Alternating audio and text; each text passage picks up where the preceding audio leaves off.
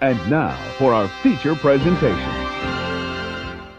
The first two Despicable Me movies were good, lighthearted fun. Then the third film and the spin-off were just noise and had no substance.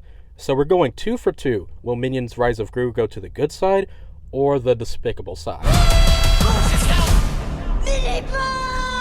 Minions Rise of Gru is about a young Gru wanting to prove himself to his favorite villain league, the Sinister Six.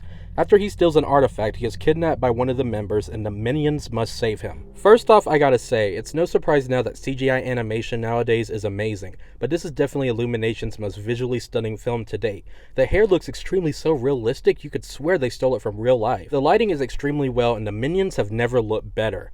The movie also has a visual flair that is a lot different from the other Despicable Me movies, and that was a nice change of pace, even if it is borrowed from Kung Fu movies. I hated the first Minions movie because they can't carry a film by themselves. There's only so much I can take from the Minions.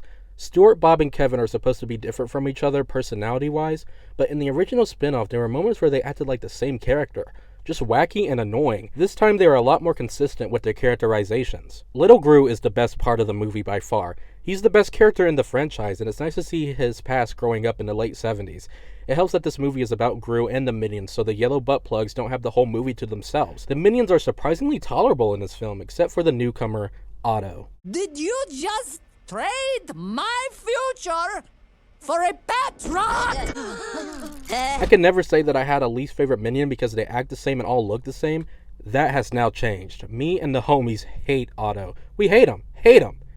He's here just to screw things up and he talks a ton, and he's just absolutely annoying and the worst Minion in the entire franchise. The middle act of the movie is about the Minions learning Kung Fu, and honestly, that's when the movie loses its momentum. Michelle Yeoh plays a Kung Fu master, and she really went from being in the greatest movie of the year to being in one of the movies of the year. Gru has his own plot line in the middle act with one of the evil members, and it's sweet but forgettable.